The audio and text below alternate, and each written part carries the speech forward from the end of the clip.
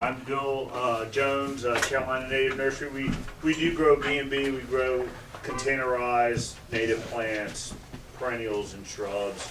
We do grow rhododendrons and native azaleas and all that stuff from seed. I'm not a professional speaker. I'm sort of out of my realm of influence a little bit here. My goal today is to stimulate discussion about the difference between exotic plants, exotic invasive plants, native plants. What do all those things mean? And then we'll talk a little bit about how we got here as far as the exotic plant, native plant conundrum. And then we'll talk a little bit about why the debate between exotic and native plants, why I believe it's really important for our gardening and our ecosystem and so on and so forth. So this is almost going to be, in the spirit of having a salon discussion, more of a discussion than me telling you guys what you need to know. Because there's lots of debate involved. So please ask as many questions and let's talk about these things. Exotic plants. What are exotic plants? Basically, I would say that an exotic plant is a plant that hasn't evolved to the location that it's planted in. Over not 10 years or 100 years, but over the millennia, that has evolved into a certain ecosystem. That ecosystem not only being plants, but all the flora and fauna that make up a healthy and total ecosystem. When I was doing my research on giving this talk or starting this discussion, for my horticultural industry, I sat on a committee that was trying to get together what is an exotic plant for agriculture and the nursery industry. And in that, there's just books and information from states and forest services and our government, the federal government, and plant lists and what's good and what's not, and what the definitions are. It's a little bit crazy. It really is. But I'm just gonna, this is a book, The Non-Native Invasive Plants of the Southeast, and instead of me just sort of coming up with a decision, I'm just sort of gonna read you a little bit from the introduction on what a consensus is on what a non-native invasive is. And invasions of non-native plants into southern forests continue to go unchecked and unmonitored. Invasive non-natives infest under and beside forest canopies and occupy small forest openings, increasingly eroding forest productivity, hindering forest use and management activities, and degrading diversity and wildlife habitat. And I think that's really the most important point of this discussion at all, the degrading of the diversity and wildlife habitat. Often called non-native, exotic, non-indigenous, alien, or noxious weeds, they occur as trees, shrubs, vines, grasses, ferns, and forbs. Some have been introduced into this country accidentally, but most were brought here as ornamentals or for livestock forage. I'm part of the ornamental industry, the horticultural green industry, and we're going to talk a little bit more about that later on in our discussion. But, from my point of view, my industry is terrible when it comes to exotic plants. You walk into any garden center, and 95 out of 100 plants there ain't from around here. Consequently, and we'll talk about this, they're doing nothing for our local ecosystems, nothing, besides producing oxygen. That's pretty much it. It may be green. These robust plants survive without their natural predators of insects and diseases. that tend to keep native plants in natural balance. Again, that's the ecosystem discussion.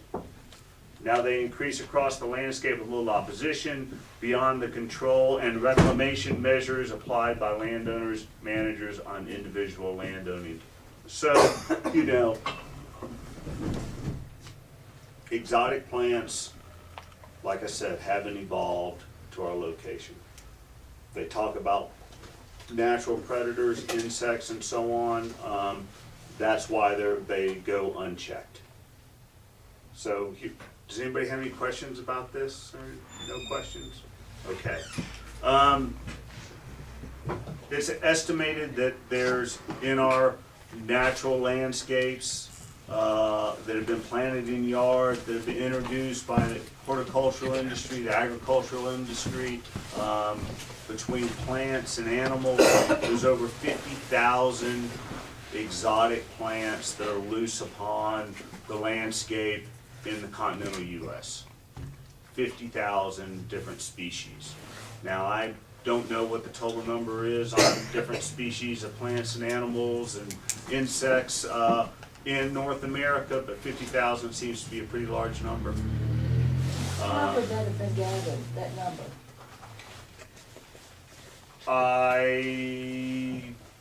It just was, huh? No, it wasn't just, it just was pulled out of the air. Actually, I got that number out of Professor Talamir's book, Bringing Nature Home.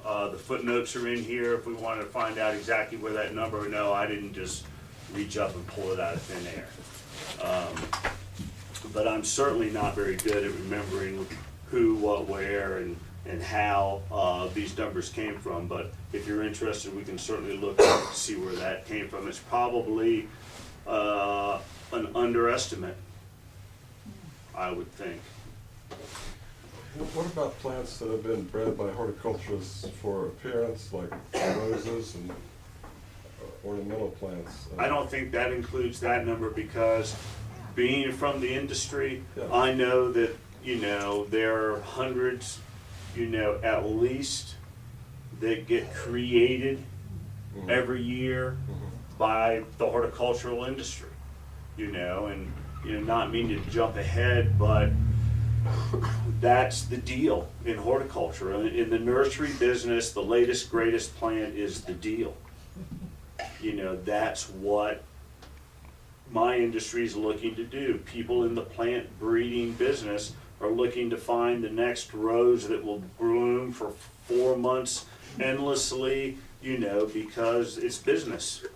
And if they can have that plant, it'll, you know, but in the industry magazines that I get, 2 or 3 times a year is page after page after page of new introductions of plants.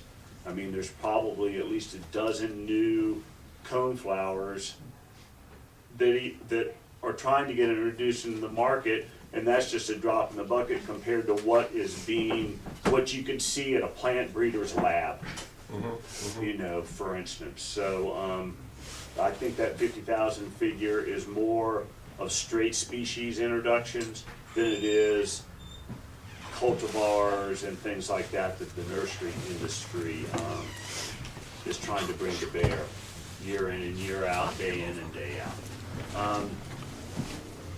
And the 50,000 number, you know, no, that's certainly not a random number. So, you know, when we talk about exotics, we've got 2 different things to talk about. We've got exotic invasives and the exotic plants. So the exotic plants, like earlier, before we started, we talked about southern magnolia. Now, southern magnolia in its range, in the Piedmont and through the southeastern United States, we consider that a native plant, but a southern magnolia that's planted in Asheville is an exotic plant, because it has not evolved in Buncombe to live in Buncombe County. If we showed up here 400 years ago, we wouldn't have found any southern magnolias here. You know, we would have found a lot of stuff, but that's not one of them. So when you're talking about exotic, it's more of location than it doesn't have to have come from China. Blue spruce, it's an exotic plant here. It's from Colorado, you know, so, yes, ma'am. So is it bad to plant the southern magnolia here? Is there a negative effect of that? Then here's the negative fact, and I guess if we're gonna start a discussion, we're gonna jump around a little bit. When we talk about local ecosystems, and we talk about the native plants that are naturally found in those ecosystems, the plants are the bottom of the food chain. The next step up are the insects, and then birds and so on and so forth. When you plant a southern magnolia here, what it has done is taken the place of a plant that would be native for this location.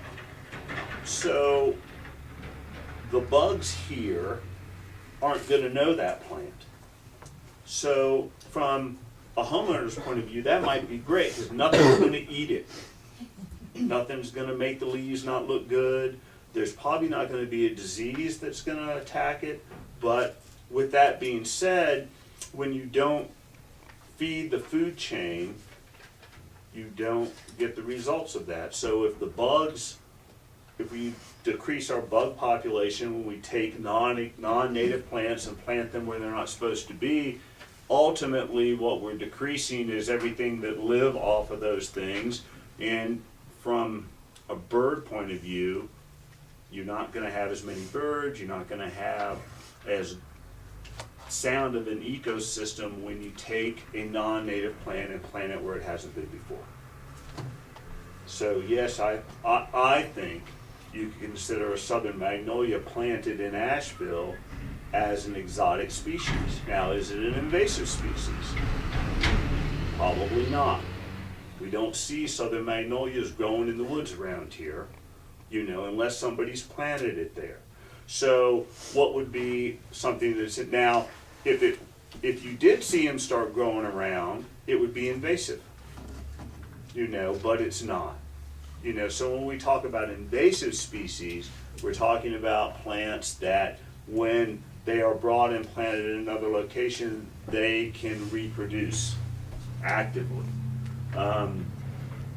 My file is full of lists of plants that are invasive species. I mean, we all know what they are around here: kudzu, bittersweet, miscanthus grass that's growing up and down the side of the roads, Bradford pear, hugely invasive, Norway maple. The first one of those was brought over by William Bartram into Philadelphia. Now it's everywhere. Oriental bittersweet, privet. We've seen stands of privet around here. It's terrible. The birds eat it. Some select species do and spread it, but it's, you know, terribly invasive. So Paulownia, mimosa, you know, that's what this book does. Goes through and identifies all of them that are taking over. One of the problems with invasive species is when there's disturbance, they can colonize disturbed land faster than the native species do. Here again, there's no bugs or diseases or things to hold them back, and they can take over and the native species can't come back. So what would be, since you were talking magnolias, what would be a native magnolia that you would plant? cucumber magnolia, big leaf magnolia, Fraser magnolia, those are the ones that just come, Well, and the they're reason not I'm evergreen. asking is, it's sort of a trick question, because some of those I think would be found at higher elevation, wouldn't Big leaf magnolia grows in the Piedmont. they? Okay. You know, there's big stands of them in Mecklenburg County. Cucumber magnolia, they're growing on the creek over at the Botanical Gardens now. Did they plant them there? I don't know. But from the looks of it, they came up naturally. You know, Fraser magnolia, I don't know. You know, there's a book called the vascular plants of, it's either North America or it's this thick, and it lists all the found species in every county in the state. It's this thick. What all those species are, you know, I don't know. I grow 100 species of shrubs at my nursery. I'm pretty confident that About 75 to 79 of them are found in Buncombe County.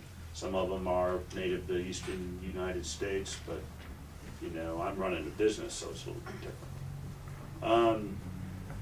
So what are native plants? I think we answered that question. Unless somebody has something to add, native plants are plants that have evolved to your neighborhood, basically, you know. So what are the similarities between all these plants? Well, they all produce oxygen. They all convert sunlight into energy. As far as, you know, your location, I think that's where the similarities start and end. What are the differences? Well, I think the differences are, more than anything else, the native plants are what we truly need to support our local ecosystems. You know, the insects, the mycorrhizae in the soil, all the fungus that makes the soil healthy, all those things are all codependent. The birds, I think, I was at a seminar last week that the Audubon Society did with my industry in Charlotte. And the Audubon Society is very interested in what they can do to try to keep the bird population from continually sinking. And you know, I was sort of a last minute addition, and they had arborists and Forest Service people and everything else. And I think at the end of a long day of talk, the consensus is native plants.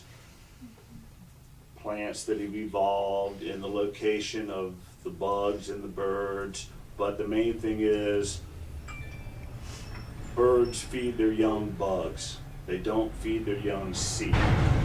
Seed may be what they survive in the wintertime because that's when the seed's available, but when they raise their young, 90% of bird species populations need insect populations to feed their young. When we replace the native landscape with any exotic plant, and that includes plants in your yard that bugs aren't eating, then the bird population is going to struggle. You know, so it's not, when you talk about native versus exotic, it's not just the exotic invasive, because in the grand scheme of things, we see kudzu on the side of the road, and we can see some bittersweet hanging in the trees a little bit around in the fall, and we see the miscanthus grass, but as we as humans take plants out and put plants back, with every plant that we put in our home landscape or in commercial development or anything like that, if it's not a native plant, we're producing oxygen and they look great and they're green, but they're not adding back to the ecosystem that we've taken away. So, you know, my goal in this discussion is to make the rational argument to you all that when you plant plants in the yard, or you're advocating gardeners, or you're talking about it at a dinner party or something like that, that you have the tools to realize that a straight species native plant is the way to go for our ecosystem. So, you know, and I'll talk about, you know, we talked about the 50,000 plants, and we talked about Magnolia grandiflora. What we haven't talked is cultivars of plants, named plants. So there's lots of native plants out there, there's lots of exotic plants out there. Well, most of these plants that we see in garden centers, they have a name. In the native plants, it might be a Henry's Garnet Itea, or you know, you go and you go to the garden center, and every one of these plants has somebody's name on it. It's not just an oak tree or a maple tree. It's October Glory maple, or, you know, all these things have special names, and that's great because somebody has maybe found that plant or imported it or something else. You know, there's lots of reasons why, but there is a difference between cultivars or selections of plants and what we call straight species native plants. So a straight species plant would be, I pick some seeds, I plant the seeds, I get a plant like this growing in nature, a seed-grown, genetically diverse plant. And that can be an exotic plant too, grown from seed. You know, it has some genetic diversity into it. What a cultivar is, or a named variety, is a clone. You know, it's exactly like all the rest of them. So if you buy, a good example, a Delaware Valley White azalea. Your gardeners might be familiar with that. It's evergreen azalea. It's not native, but every one of them in the garden center looks exactly the same because they're all grown from a cutting. Every single one of them is a genetic match to the last one. What is in native plants? What's the problem with that? Well, when you get to a named variety, a lot of times, even though they might be considered a straight species, in other words, it wasn't bred with a plant like a different azalea from a different part of the world to get that special flower. It was selected from one of two ways. Either a nurseryman planted 1,000 seeds and looked at them all, and one of them was a little bit different than the rest of them. It might be a little bit smaller. It might have a better bloom. It might have a better fall color or something like that. So they take that one out and they name it, you know, Bill's shrub, and every one of them comes from that plant. They'll take cuttings. They can take tissue culture and grow them in labs and test tubes. There's lots of different ways to continue that plant. Or we could be hiking in the woods and we know that there's a stand of native azaleas over there, and we go over and, you know, here again, one of them looks different. It has a bigger bloom. It has something that's very desirable. We take that, dig it up, take it home with us, and grow every one from that plant. Well, we talked a little bit about plants native to certain locations. For this instance, I'll use red maples. Red maples grow from Florida to Canada. They're all red maples in the book, you know, Acer rubrum. They're all red maples. But the red maple from Florida is going to be significantly different genetically from the red maple in Maine. Consequently, the bugs, the things that are used to eating that red maple in Florida are going to be different than the ones that are up in Maine. And, you know, studies have shown, we can look them up if we need to, but the bugs in Maine aren't going to recognize that red maple that's from Florida.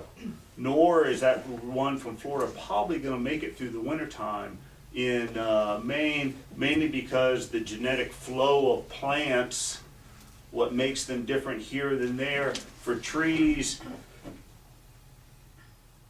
is like 300 to 350 meters in genetic difference in trees, because a tree seed falls.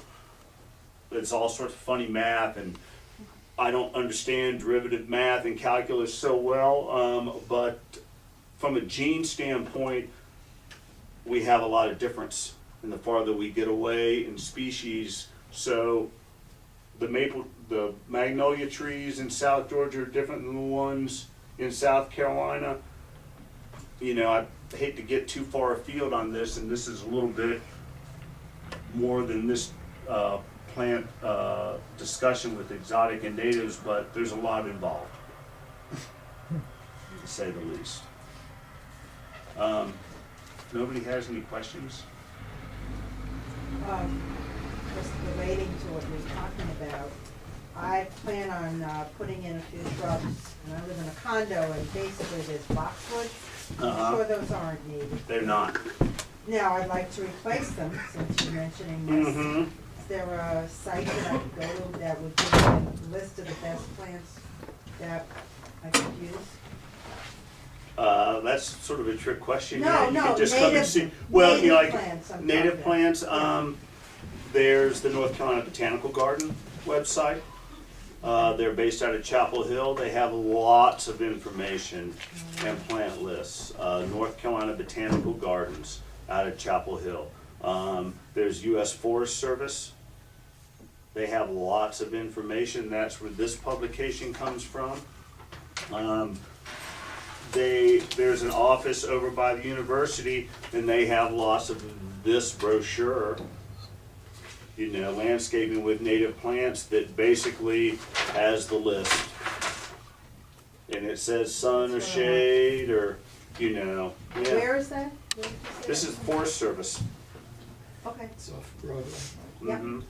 Can you go there? I thought that was just like an office. No, they have a store practically Oh, okay. in their lobby, and they have lots of information. But if you just sort of Google that question, there'll be list after list after list after list. And I would recommend, you know, to go to a botanical garden like North Carolina Botanical Garden list or the Forest Service list versus a list from birders. You know, I bought this book because it has lots of lists of what to feed birds. Unfortunately, there's exotic invasive plants on this lady's list. does the arboretum in Asheville, is that basically plants that are native, or have they brought in a lot? Which of- arboretum are you talking about? The large one. The Bent Creek? Right. I think the answer's No. The other one. So they're not No. even promoting the use of, you know, They have their own agenda on what they're trying to do there, you know, and they have some beautiful gardens there, they really do.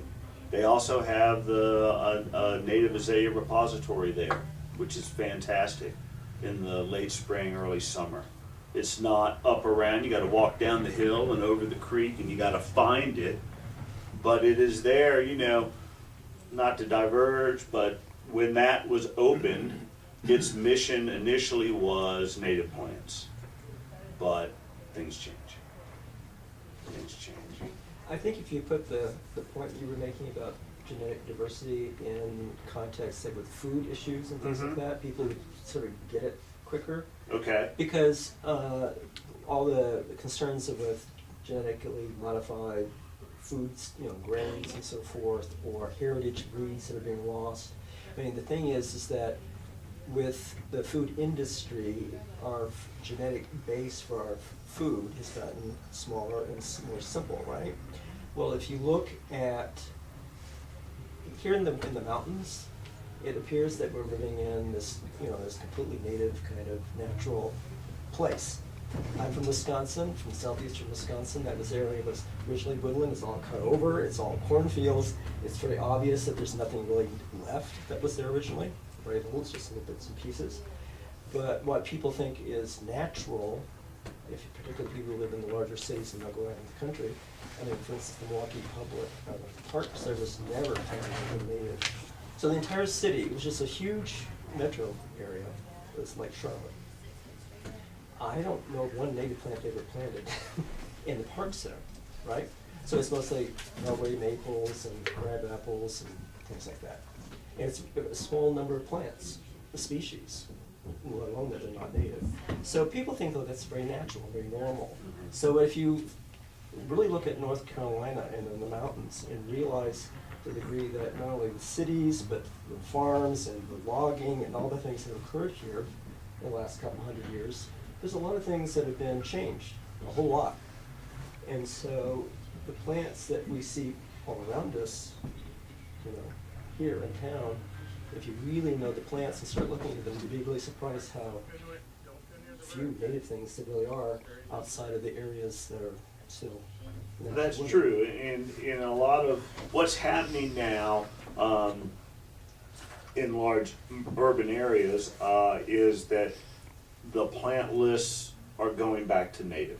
Right. Philadelphia, Right. New York City, those metropolitan areas basically have changed their plant list where they're only going to go straight species native because of, you know, unfortunately the Northeast and the out west are much quicker environmentally than the South is, but as these large metropolitan areas realize that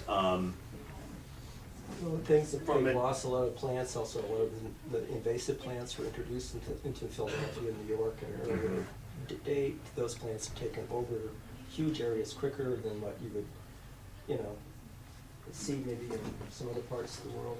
But you know, it's funny because even like the transportation department, for instance, if you go up 1926, there's a rest stop someplace north. You go there in the fall, you see all the red maples around in the rest stop. They all are really bright red because they're all some sort of selection cultivar of a red maple. They are. And it's like they're bright red. They don't even look like they're native plants. You know, there's everything in the woods. Well, I will say that the North Carolina DOT is doing significant research right now on native plants, straight species native plants, and Yeah. that is where, in the direction, you know, what happens a lot of times in the plant business is our federal government, poo-poo it all you want, but they sometimes drive some issues, and this is an issue that they're gonna drive in the fact that native plants is the direction that they're going. To the point where they want native plants grown from within a certain, where the progeny or the seed, the original plant, comes from a certain distance from the location that it's gonna be planted in. And at my nursery, we're growing a particular rhododendron, Catawba rhododendrons, for an area of the parkway that had been washed away and they wanted to replant. And, you know, we want somebody to grow these things from the seed, and that's what we do, we grow plants from seed. And I was like, now listen, I have Catawba rhododendrons currently in stock that we grew from seed that we got from Roan Mountain, which was less than, from way the crow flies, 50 miles from that site, less than that, you know, but the bottom line was, no, we have seed from plants right there, and those are the plants that we want.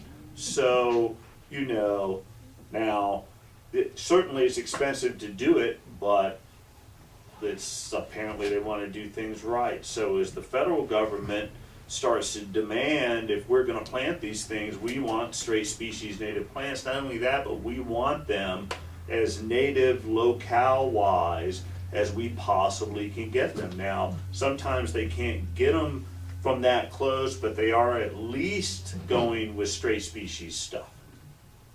Yes, ma'am. Okay. I would, and I have, and I will love to plant native species. Mm-hmm. However, I find that when we tried to do that in Black Mountain a number of years ago, Mm-hmm. they didn't seem to be able to take the concrete surrounding them, Mm-hmm. the blazing sun, the heat Mhm. coming off of the buildings. Mm-hmm. Because, you know, they were originally grown, I guess, out in the. Well, everything was, you know, So and how do you address that? trial and error.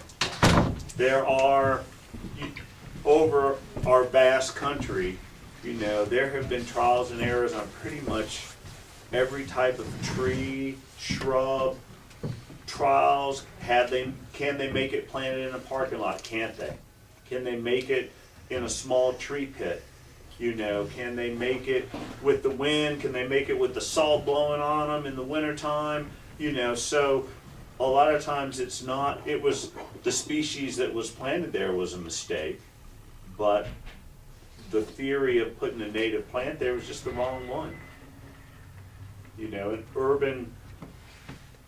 in the tree business in particular, especially street trees, there's a ton of research out there specifically for street trees that can grow in that pit, in the sidewalk, in the concrete canyon.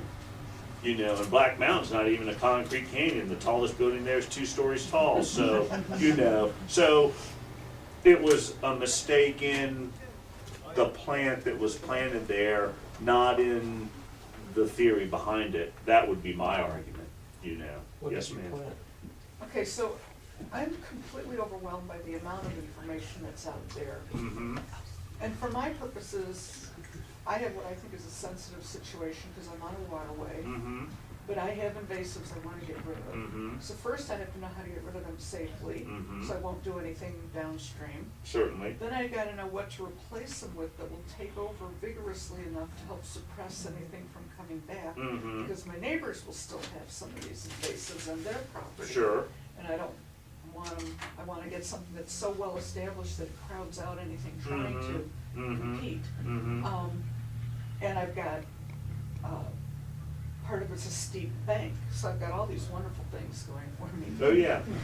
Well, how, is there some place, I don't know if it's your company or anything, where I can get sort of a whole program together instead of just trying to read books on, okay, these plants work in shade, and these work in sun, and this is water, you know, it's too much. It is too much, and I understand that, yes, we can help you with that, you know, and it is, I mean, you can go through, look, you know, this is a lot of information, of course, a lot of it's redundant, you know, nothing's easy, and there are resources for that, you know, the other thing is sometimes it's hard to find the resources. It really is, you know. Yes, ma'am. Related question, I am a newcomer here, and are there any environmental consulting companies From the big picture, yes, quite a few here? here, you know, but for the individual homeowner, Mm, for these environmental issues, it's hard. And the answer is there's not many. There's not many. My daughter is environmental biologist, Uh-huh. botanist actually. She is in California, and the developer has to consult with an environmental company and has a plan developed for them. Well, What to say, what to plant, where, right, and all that. and Yeah. from a development stance, here in Western North Carolina, it's the same. It's the same. You have to have an environmental firm come in and make sure that, you know, they do an evaluation of the land, find out where the wetlands are, look for the species. You know, you have to develop with all that in mind, and if you blow it, you gotta come back and fix it. And you get fined and everything else, so the same thing happens here. I know there's quite a few environmental companies, but they're serving the needs of the development industry Yeah. more than the individual homeowner. I have to report that. No, no. Well, they have, you know, some highly educated guys on staff.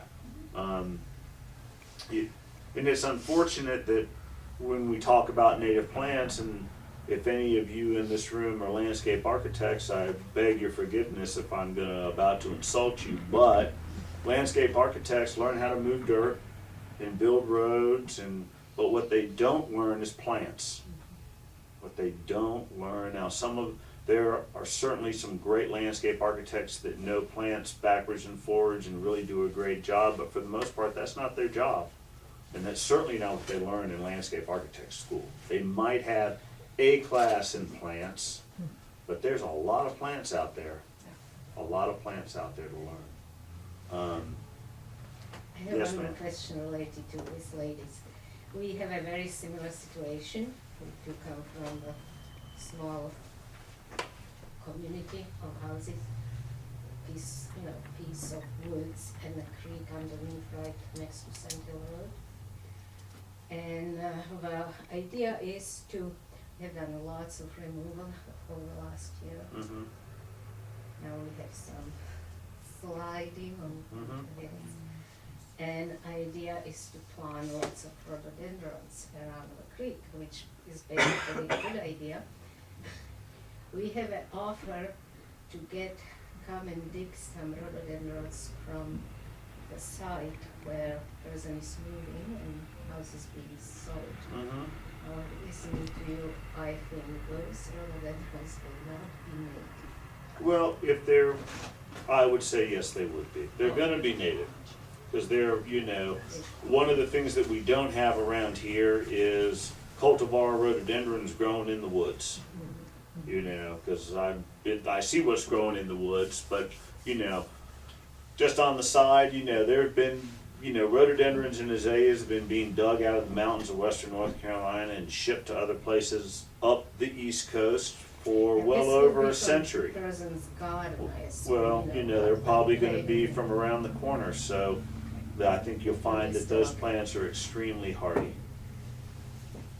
You were talking earlier about why not to use cultivars, and We didn't get I'm quite not sure there. I see what the argument is. The argument is that the cultivars haven't evolved in the spot that they're getting planted in. But how do you know that? They could have been local cultivars. Well, maybe they are, but I would say the chances of that are extremely slim. But you Extremely could- slim. You could do that if you wanted. Do, Well, make local cultivars. well, why? I guess for the same reason that everybody else does it, because you Well, want a bigger flower or whatever it is. That is true, we certainly could. And I will say this, when we grow azaleas and rhododendrons from seed. I have literally thousands and thousands of plants at the nursery. When a block of azaleas is in, flame azaleas, for instance, the orange to yellow blooming azaleas that hopefully everybody's had a chance to see somewhere around here when they're in bloom. When a block of those blooms, there are plants in that block that are spectacular. That the bloom is 2 or 3 times as big as the rest of them. There might be frills around the petals. There's yellow throat, it is spectacular. But I'm not in the business to pick one of those out and call it Bill's azalea. And, there are people that do that, and I have people that want to come to our nursery and find those things and perhaps market them, but that's just not what we do. Certainly you could do it. We're growing some from seed that a lady went through and rubbed pollen on the pistils and collected the seed and all that. We'll see what we get, but that's not what we do. And in talking about the cultivars, the reason that they might work just fine. They might work just fine. And some of those plants are beautiful, but when we get back down to the ecosystems of the locale, chances are they may not feed the bugs that make the ecosystem whole. I thought there was maybe another argument that by selecting those plants, maybe we're tampering with the evolution of the plant. Like, for instance, just the same way as in food, we select a tomato so that it transports well, rather than one has other desirable properties. Like flavor. Well, because the argument is that if you, like the red maples, if you take those red maples, maybe they're October Glory, there's a bunch of different types of red maples, and they're beautiful. They really are, and the uniform, they all look like popsicle sticks, Uniform man. in shape And color and everything else. The argument is that if you take that, and it could be, I don't know where that one's from, somebody selected it, and put it in a wild population, then it changes the genetic makeup of all the red maples around it through crossbreeding.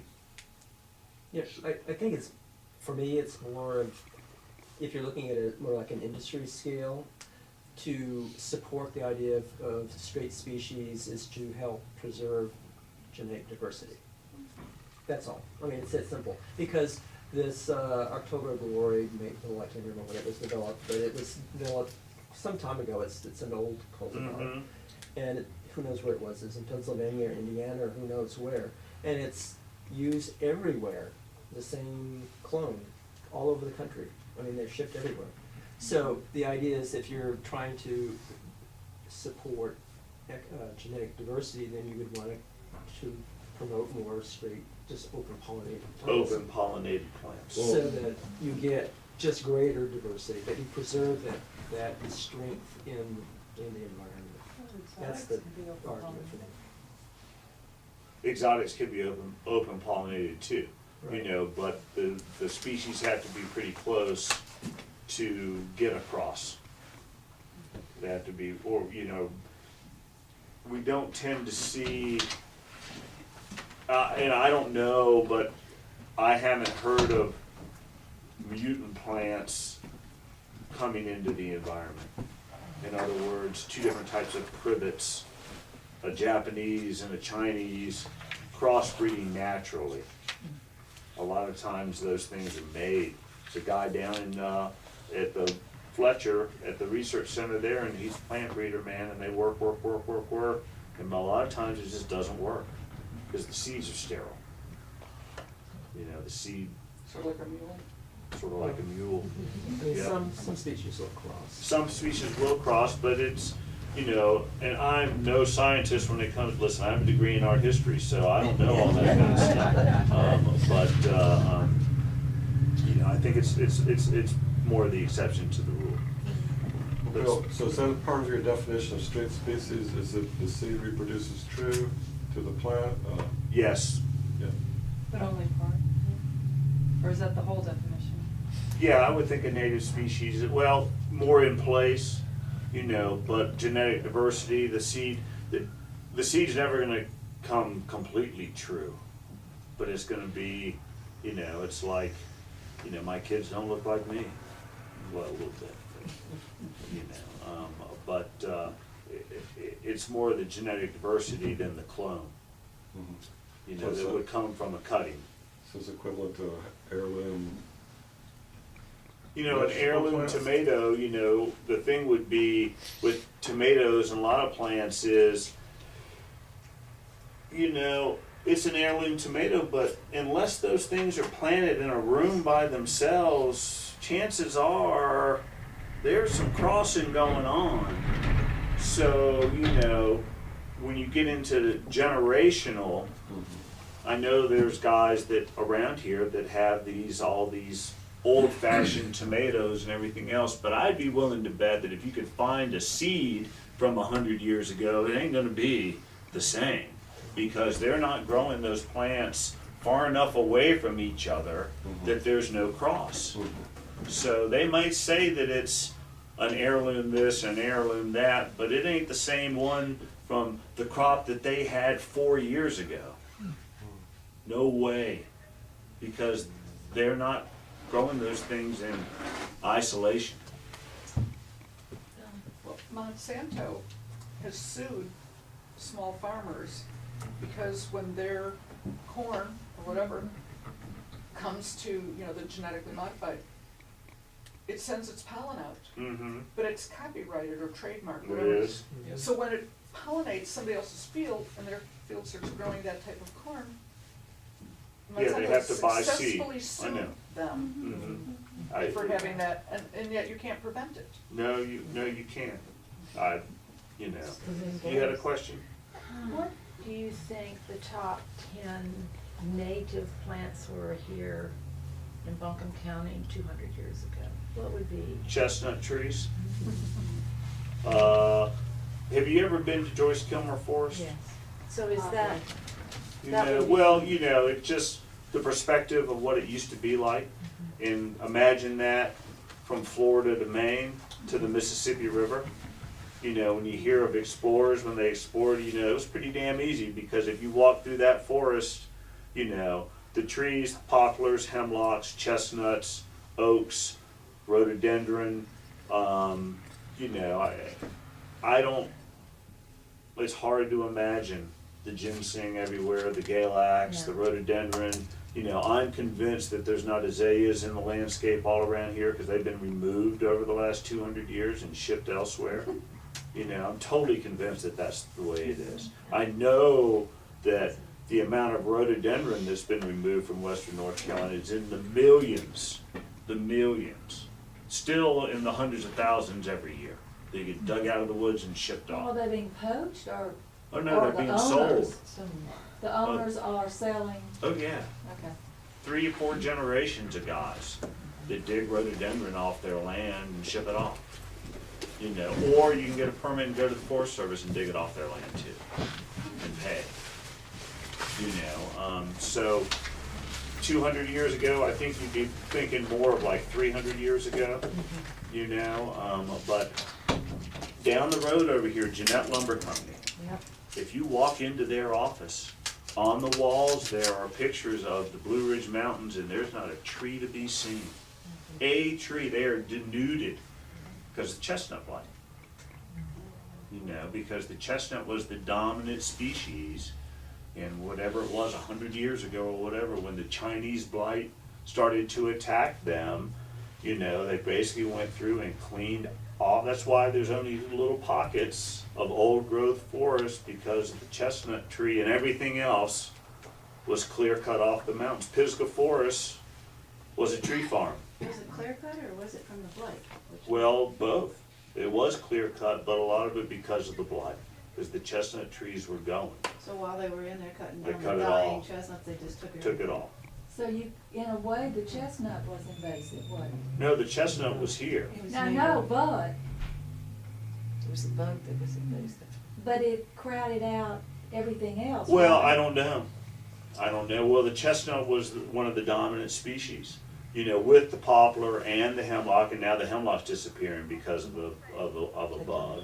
But in the oak trees and everything else, I mean, it was all part of the big ecosystem, but the chestnut was the big daddy because of the chestnut, the mast that supported the Indians and the turkeys and the deer and everything else. And these trees were, I mean, if you've been to Joyce Kilmer, you know, they were huge. So it would have, you know, trying to, you know, that's the type of thing where you know, you couldn't make a movie unless you did it with the computer on how it looked when Columbus showed up. Well, the other thing that we maybe don't always realize is that there may have been a lot more wildlife out there. When you walk through the woods now, it tends to be very quiet. But Birds, more birds, less deer. There's more deer in North America than there ever have been. but not around here though. Oh, yes, there are. my gosh. There's just more don't come deer out. because there's no One predators except One walking cars, down here was the Grove Road. you know? There's I more think deer. in 4 years here in western North Carolina, I've seen less than 10 deer. And Well, I they don't spent a want lot you- of time out yeah. there hiking. They don't want to be seen. Welcome to Yes. Maryland. Come to my Yeah. house. Oh, I know that there are more deer in North, you know, I mean, look it up. Google it up. There are more deer than there ever have been, but certainly less birds.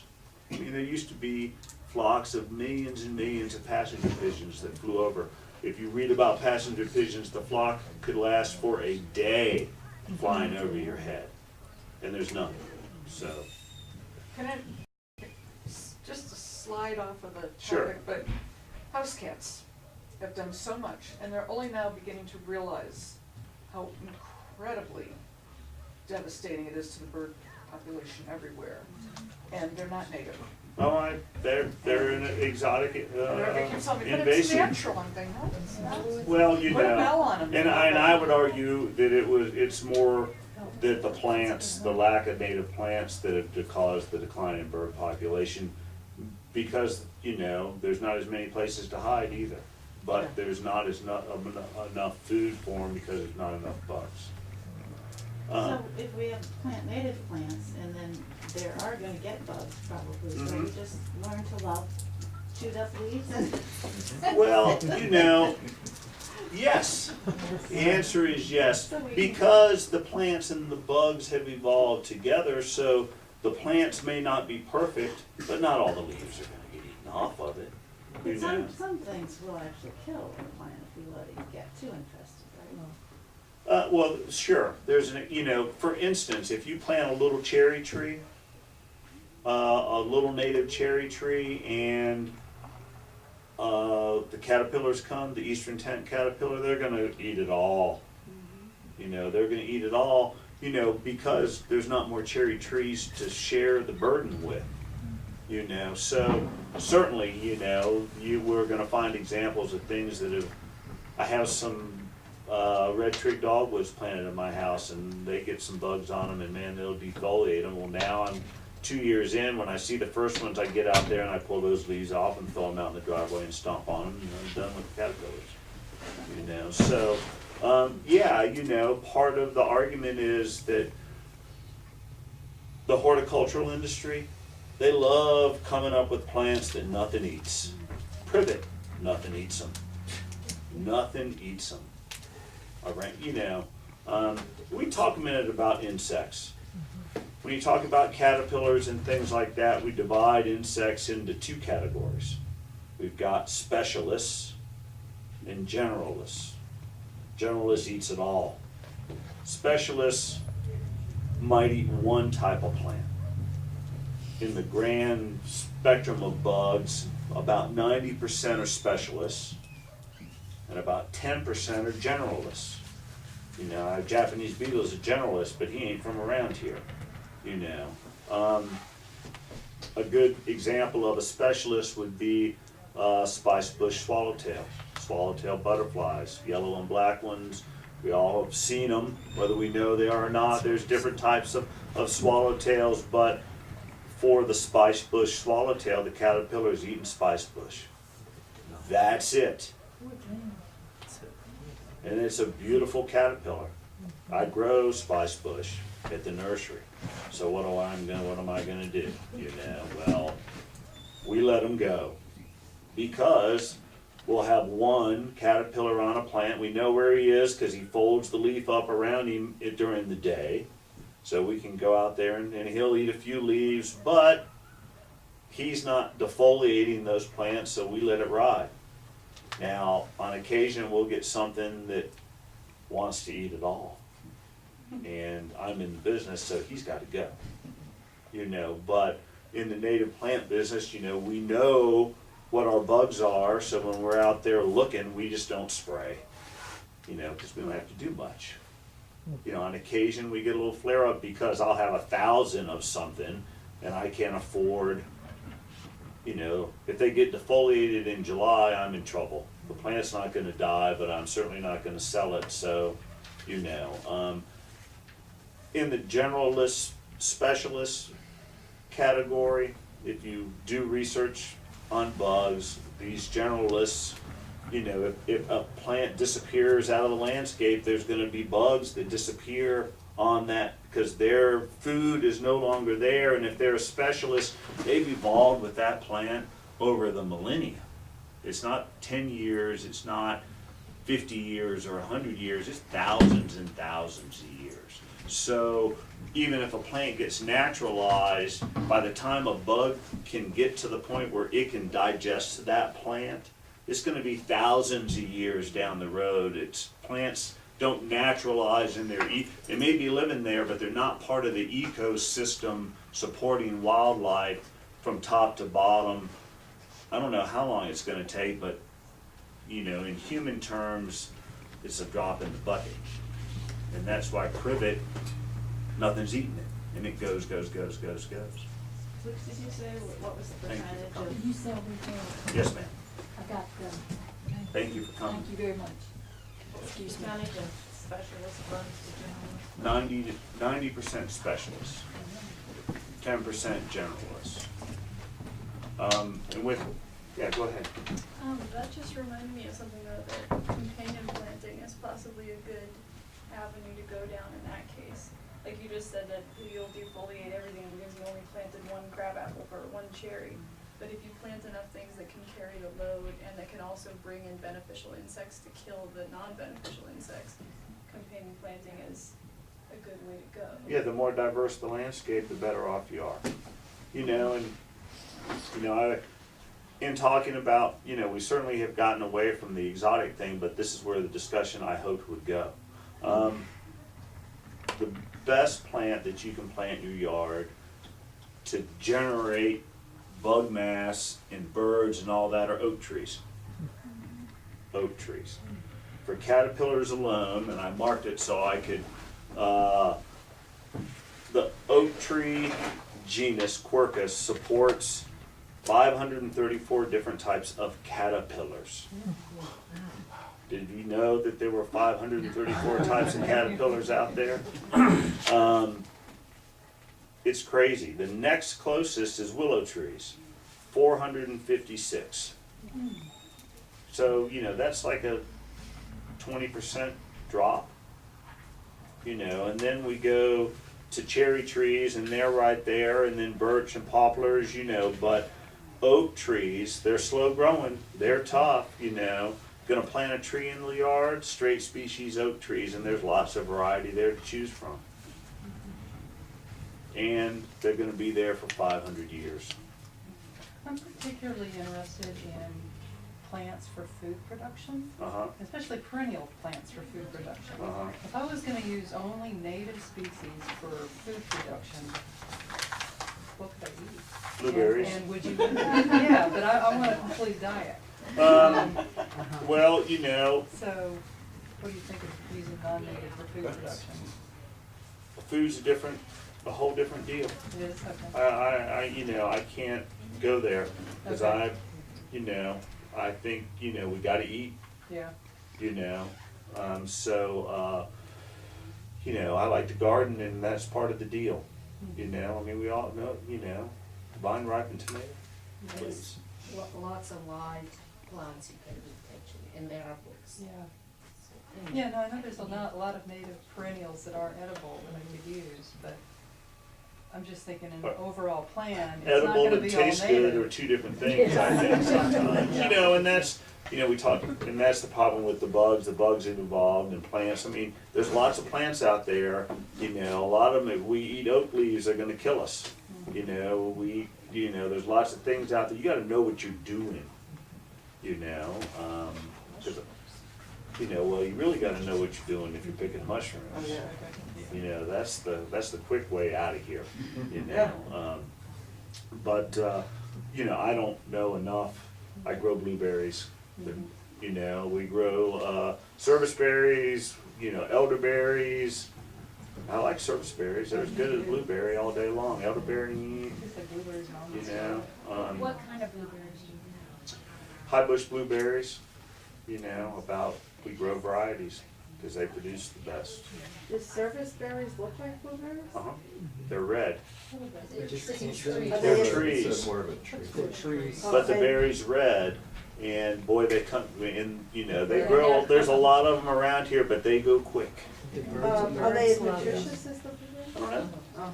I don't know, but they do taste good. Yeah, they've got a hard little seed that tastes like an almond, so it's like eating blueberries and almonds together. Yeah, they've They're also got called June berries. June berries, service Uh-huh. berries, Spell it. Emma Linkers. J-U-N-E? Yeah, June. Along It's the in creeks. the month. The little native blue. Willows. Service. Smooth willows. And there's around here, I think 4 or 5 at least different Don't have varieties. any, do you? No, not right now. I'm out. I've got a question kind of related to that Sure. about live staking stream banks Uh-huh. and like the source of live stakes. And I mean, you were talking about, I guess, I mean, most likely any live stakes you get, I guess, are probably coming from within a couple hundred miles or less. But That's a big but producer they're- up in I mean, they may be Wilkes coming from like a lot of the same trees or like, you know, if you live, I guess, do you have any, can you speak to like the impact of using cuttings off of, say, 3 different trees on an entire Better than project one- of live staking? Like, You know, well, what a live stake is taking a branch that's roughly 2 to 3 feet tall, usually at least a ½ inch in diameter, making it sharp and sticking it in the ground. They'll grow roots, and there's roughly 6 to 8 different varieties that get used in live staking. Most of them are the kind of stuff that grow on stream banks. Silky dogwoods, silky willows, sambucus, elderberry, 9 bark. I can't remember all, you know, but Witch hazel, maybe? which I don't think witch hazel's live stakes too well. No. But in using as many varieties, usually what we see in that type of mitigation work is a combination of live stakes, herbaceous plants, and then other shrubs. You know, just doing the live stake, you know, what I see from the environmental firm is at least 20 species. Live staking being part of it right down there on the creek side to hold the creek until they get rooted in. You know, and that's a big part of stream bank mitigation. going back to the cultivar story, a few years ago when I was involved with this subject, I think maybe at that time it was very hard to get these plants, to get sufficient quantities of native It plants. is very hard, And maybe you're trying to change that story, but as I fast think, as possible. but I think that's one reason why people might wanna use cultivars, because that's the best they can do. Well, there's a couple reasons why, and that's certainly one of them. It's the best that they can do. The other reason is, a lot of the native plants are big. Native shrubs are big. You know, I mean, most of the stuff that I'm growing wants to be 6, 8, 10, 12 feet tall. It's big stuff. So, you know, if you're planting stuff in front of your house, you know, some of us don't care. You know, we don't care that our neighbors are gonna go, what have you done, when you can't see the windows, you know? But other people are gonna say, look, safety, your appearance, what you want, we all have our own in our mind's eye, what we want our landscape to be. Well, the cultivars solve that problem because they're smaller. Usually, it's size and bloom and things like that, but in front of the house, you know, do you really want a bunch of 12-footers? Maybe. You might think that's great, but a lot of people are gonna want things at 3, 4, 5 feet tall, maybe. You know, ultimate size, you know, a lot of these plants, you know, now if you're a gardener, you know how to prune stuff, you can keep it where you want it, you know, but, you know, that's the cultivar thing, pests, no bugs. Bloom color, size, having something different than everybody else. Keeping up with the Joneses. I'm a Jones, it's hard, I tell you. But those are pretty much the things. Color, a variety of color, blooms, bloom time. Not so much fragrance anymore. Fragrance is something that's been bred out of most plants. Sadly. Yeah, sadly, you know, where a lot of the straight species stuff, you know, they got fragrance. Some of it's not too good. Got a couple things that if you say, that's pretty, can I plant it at the house? I'm like, you can, but you're gonna have to have the window shut. Color of the foliage, the size, you know, like I said before, in my industry, you know, when I go to, we do trade shows. I go to a trade show. I go to one in Baltimore. Man, there's 10,000 people there. There are more plants. If you're into the plants, man, there are more stuff than you'll ever see anywhere. I'm one of the like 3 or 4 guys that have native plants. You know, and the guys that are really selling have the latest and greatest. The latest and greatest. If you look through Southern Living or any of those garden, unless you're looking through a Rodale publication, it's the latest and greatest cone flower that is not purple, but it's pink and frilly and stuff like that. Now, it's not going to live more than 2 years. It's not going to do anything for the bugs, but man, you're the only one in the neighborhood that's got it. And that's a big part of it. The latest and greatest. Yes, sir. Bill, do you have any, you mentioned blueberries and elderberries, do you have any other native fruits and nuts and things like that? Not at this point in time. No. You know, we sell to landscapers, you know, more than, you know, in all honesty, you know, I'm not delivering plants to BB Barnes. I do. We have a few things in there, but we grow 100 different shrubs, and, you know, the vast majority of people walking into garden centers, you know, there's gonna be some native plants staggered around there, but you're gonna have to go and ask and hunt. And they may have somebody on staff that has a clue. They may. You know, they did have one, but she works for me now. You know, What Go. about the size of the azaleas for the native plants? big. Really big? You can trim them? Oh, you can trim them. You know, because that's what we do. We cut them so we can get a landscape look nice plant. You know, full. Sure you can. You know, sure you can. Yes, ma'am. Do you have ground covers? A few, but you know, the ground covers are hard because when we're thinking about what the eastern U.S., you know, it was forest canopy. Ground covers are like Galax. You know, there's not many, especially for sunshine areas. We're sort of, you know, there's some things that are tough, you know, because 300 years ago, the sun wasn't shining except on a few natural bulbs like Shining Rock Wilderness, but what grows up the air? Pieris floribunda. Beautiful. Beautiful. We grow those, but they're not a ground cover. What is it? It's an ericaceous plant in the same family as an azalea. It's an evergreen. Mountain Andromeda, gets about 4 feet tall, has these white things of bloom that stick out of the top of them. Beautiful. Gotta grow it in the sun and the soil that drains like a sieve, because it grows on rocky outcrops in the full sun. Is the Mountain Andromeda, native? Uh-huh.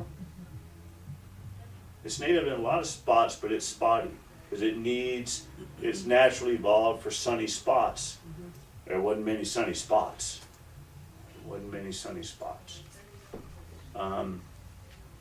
We've talked a little bit, we talked a lot about why all this is so important. I want to talk a little bit about ecosystems and how complex they are, and a couple sort of theories. You might have heard a couple of these things on how to best describe plant ecosystems, and when I was reading to come and talk to you guys, I sort of went through the gamut, and I guess 20 or 30 years ago they sort of described plant ecosystems, they used an airplane analogy and rivets on an airplane.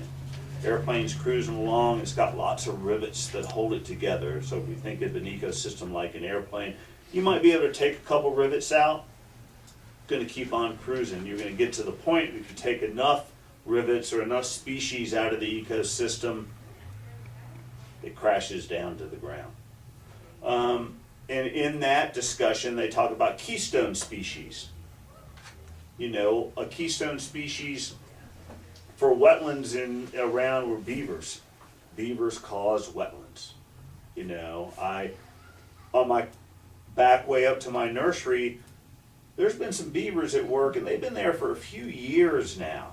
So they've created this wetland ecosystem, and now there's ducks there. I haven't walked down there, but I'm sure it's just crazy in the springtime with frogs and salamanders and fish and everything else. From the ecosystem, you remove the beaver. We had a beaver working at our dam. We had to remove him, but the dam will wash away and the ecosystem's gone, sort of a keystone type of species. The best description I've heard about an ecosystem is like a Jenga game. Is everybody familiar with what a Jenga game is? What a Jenga game is, you construct a tower out of wood pieces. And it's like 3 rectangle, like a shoebox pieces of wood. And you 3 like this and 3 like this, and you stack them up about this tall. And the game is, I'll pull out a piece, and then you'll pull out a piece, and whoever pulls out the piece that causes the thing to collapse loses. Well, if we think of an ecosystem like a Jenga game, you might pull out 1 piece and the thing might fall. You might pull out 2 pieces and the thing might fall. But what happens is, when you pull out pieces of that ecosystem, number one, you don't know which one's going to make the whole thing collapse. But number 2, when you pull things out, it makes the rest of it more dependent on each other. So you don't know which one's going to cause it to fail. It may be the first one, it may be the 5th one, but with every one you pull out, the other ones are more dependent on each other for their survival. It's really easy when you got them all, but as you pull them out, the more delicate the whole thing becomes, and you just don't know which one, if one of them disappears, becomes extinct, you kill it off or something like that, it's going to make the whole thing fall down. And I thought in my research on an ecosystem that best describes what they are. You don't know which one's the key, but you do know when you remove one, all the rest of them are a little bit more dependent on the others to keep the whole thing whole.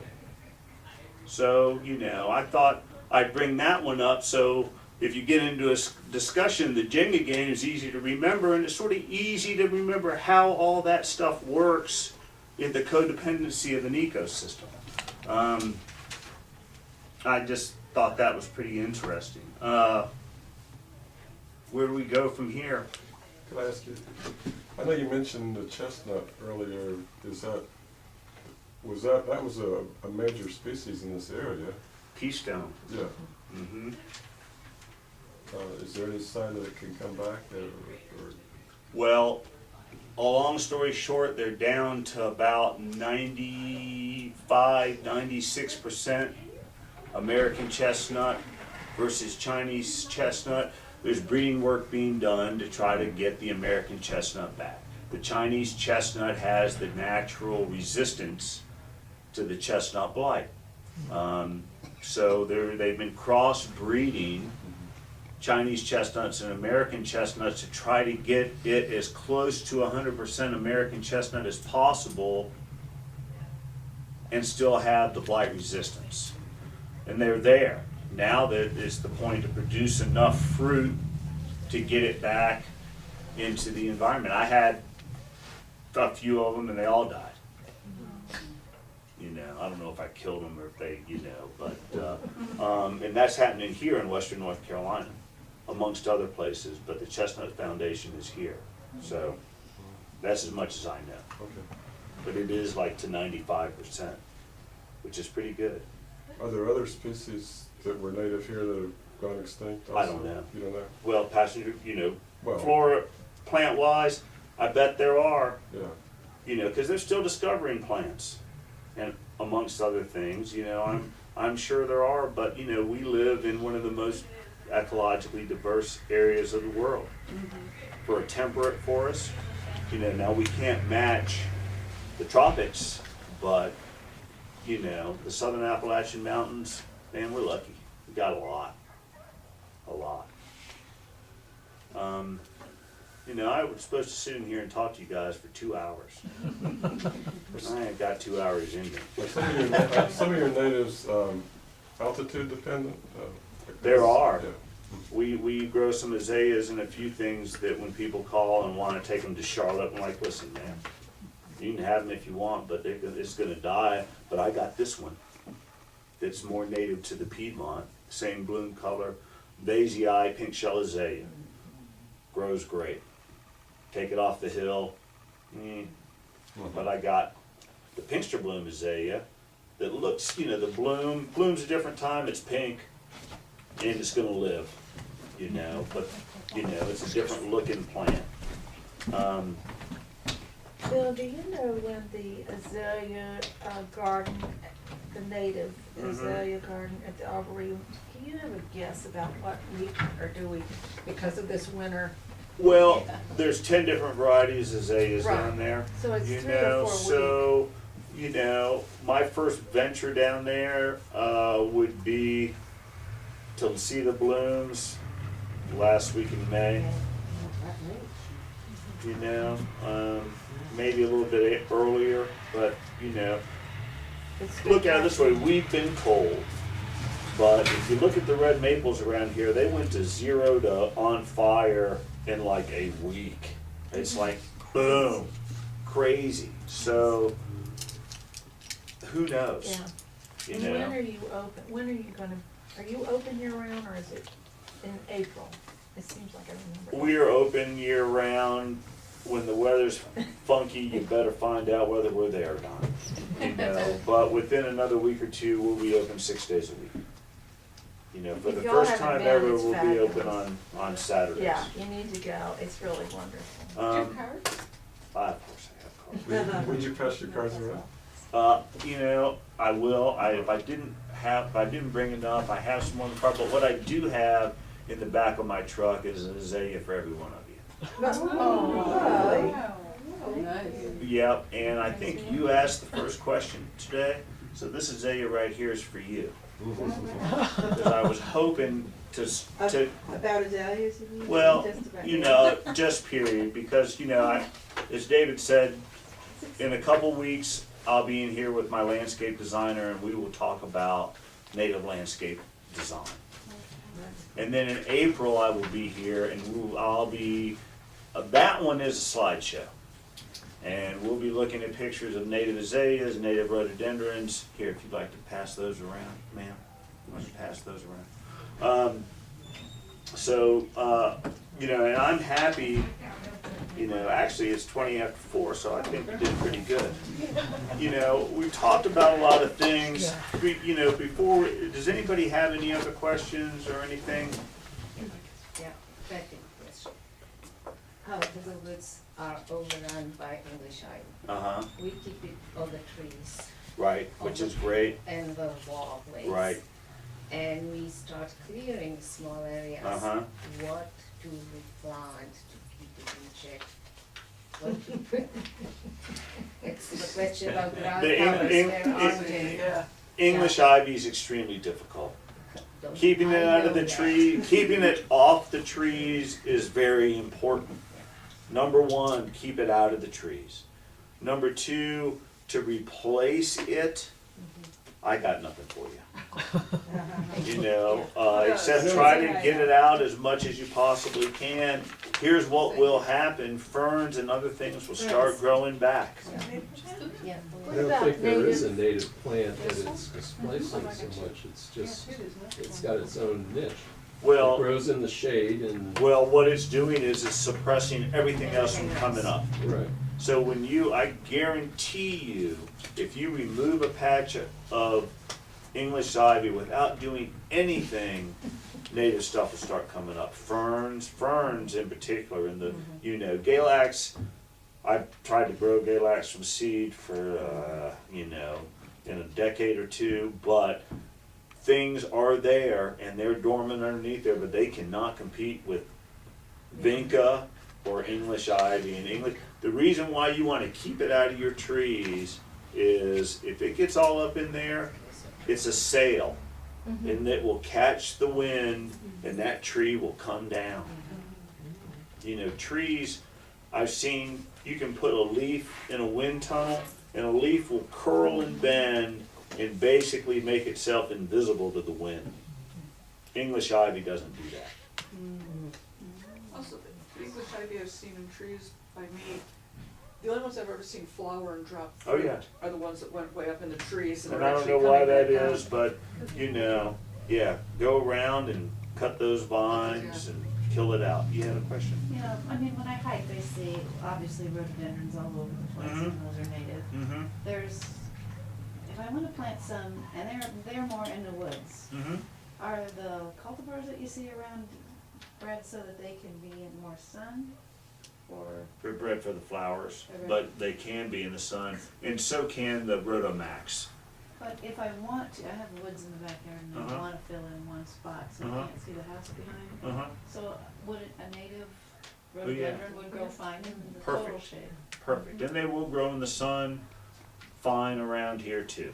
If Yeah, you 'cause take I have a one out of bunch the around shade, my house that are in the sun, but I don't know. if you take them out of the shade and put them in the sun, they're not gonna be happy for a little while, but they'll get over it. Is it unusual for deer to eat rhododendron? Deer will eat anything. I'll tell you my quick deer story unless, are we done or do you have a question? I have a question. All right, well, let me tell you about Tell my us deer hear the deer story. story. A friend of mine was a horticulturist for the Ramble down in Biltmore Forest. And when things were going with great guns down there about 6 or 7 years ago, she's like, Bill, we're gonna cut a road in. So why don't you come down here and we'll walk, it's been staked out, we'll walk through there, and if there's anything that you wanna rescue, you know, cause if there was a patch of Galax there, man, we would've, you know, pulled it right out. So we go hiking up through the woods, and after about just a couple minutes, I'm like, you know, Amy, I don't think there's gonna be anything here for me. And she goes, what do you mean? I said, well, let's look around here for a minute. There is nothing green that's less than 10 feet tall except for American hollies. She goes, we're looking around and you can see right through everywhere. There's nothing growing. It's because of the deer. It's because of the deer. Because the deer population down there is Bambi, man. Don't mess with Bambi. But, you know, they have pretty much, in South Asheville, especially Biltmore Forest, you know, unless you do something, unless you got a dog in the yard or something like that, the deer, anyway, there was nothing. We walked for 1.5 miles and there was nothing growing on the ground. Are there no coyotes? around there? There are And wouldn't they take coyotes, deer?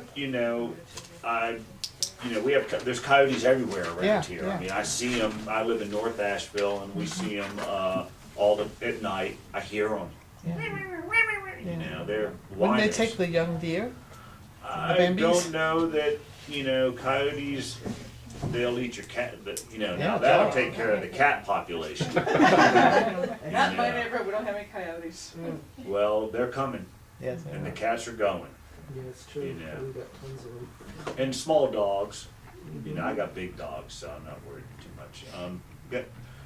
Your turn. In terms of invasive exotics like bittersweet, multiflora rose, kudzu, etc., is there any hope? I mean, Our government is battling those things as much. One thing I was gonna mention is, we didn't talk so much about exotic invasives, because there's 2 more talks in this town this weekend that you can go to about exotic invasives, and those guys will tell you how to get rid of the stuff. There's always hope. Kudzu, they haven't planted any kudzu in a long time. It's pretty isolated, Now, the bittersweet's a different problem because the crafters over at the farmer's market still get to sell it. that's illegal. Not at the farmer's market, Really? it's not. I can't grow it, but if you're a crafter over at the farmer's market, you can sell it. Privet,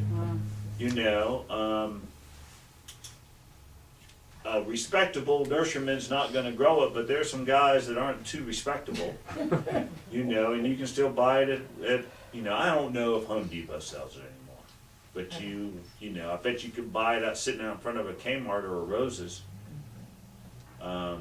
So there's lots of efforts to get it out. Is it hopeless? Nothing's hopeless, Okay. And the people are out. There's lots of people out there that will volunteer and work very hard to clean invasives out of areas, and it's a multi-year process, and it does involve chemical warfare.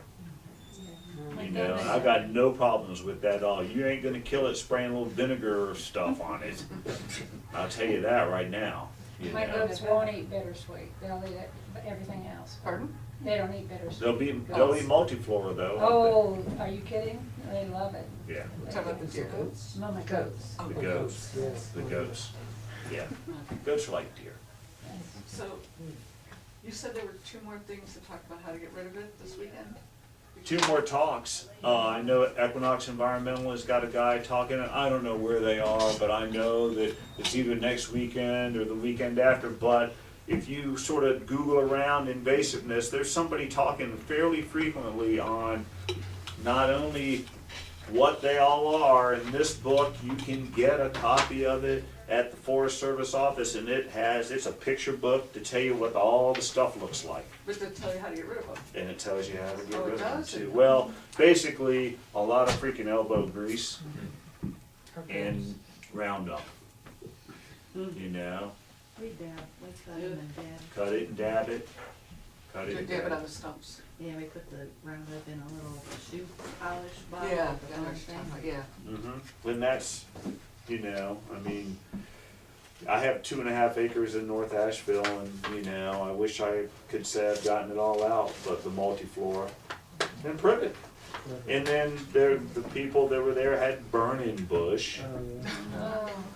And that's invasive. Japanese barberry's invasive. Japanese spirea is invasive. There's lots of them. Down around Lake Summit, there's this beautiful, huge stand of Japanese spirea. When it blooms, it's pretty nice, pink, but I'm like, Well, it's like the honeysuckle and the mimosa, they're so pretty, and they smell good, but they're, and, they take over. a lot of people grow them because they're easy to grow, and, even garden clubs, they'll grow them to have it at plant sale. You guys should know better. Would you give her my azalea, she's my neighbor. Okay, that's fine. My truck's parked in the parking lot. I know where the truck is. You know where the truck I'll is. just put out the goats. Any other questions? Hopefully this has been a good discussion. Yeah, sure. Great. I think you answered it, because I was thinking, well, I have bittersweet, I didn't want to take it out. And I thought, well, maybe I should just keep cutting it back and harvesting it for crafts. I think from what you just said, not only would that not be a good idea, it would be illegal. Well, it's the seeds, and that's why people harvest. You can see it, man, in before Christmas, hanging in all the trees and these orange berries, and you know, the first time I saw it, I'm like, that is awesome. And somebody told me what it was, I'm like, all right. You know, thank you for coming. Any other questions? Is poison ivy invasive? Poison ivy, It's aggressive. poison ivy, it's, you know, how do I say this? It has gone more crazy basically because of global warming. And that's why it's so aggressive. It never, you know, because, you know, and I don't know how it all is, but apparently the amount of carbon dioxide in the air has increased on a part per billion basis. And because of that, poison ivy, not only is it growing better, but it's more virulent than it used to be. Really? Oh. You know, and so it's, you know, and I get it, you know. I get it a little bit, but if I got it on me, my wife gets it and then she hates me. She, you know, you're not supposed to be able to, if I have it and rub on you, and you're not supposed to be able to transmit it that way, well, that's a lie. If you haven't washed the oil Yeah, off, the you oil. certainly can. It's all about washing the oil off. So, anyway, you know, I have two teenagers, but that was the first plant that those guys could identify. It's easy, shiny leaves, shiny leaves. Any other questions? Well, first of all, thank you very much for coming and putting up with me. Hopefully it's been worth your while and you've learned something today. Yep. But, yeah, and my truck's parked in the parking lot over there. I was happy to stay, but if you guys do leave, reach into the back and there's some azaleas in 1 gallon cans, take yourself one. I'm pretty confident that they're all Piedmont azaleas, which is canescence, fragrant. They grow just fine. Okay, good. I grow them all from seed. Shade or sun. But it's not native here. White. Maybe a little pink. Our next gathering with Bill is gonna be on March 14th. That's the one that you said where we can go with, it's April we need to change. It's right? April we need to change. Okay, March 14th, we're gonna discuss sustainable landscape design. Conserve water, use less chemicals, create your own natural wilderness in your yard. So, yeah, 3 o'clock on a Friday, March 14th, come on back. But definitely register so I'll know if I need to set up the chairs classroom style next time. We got a little crowded, but we can get rid of these tables and set it up theater We style. will have some ferns in 2 weeks. That was good, very good. Yep.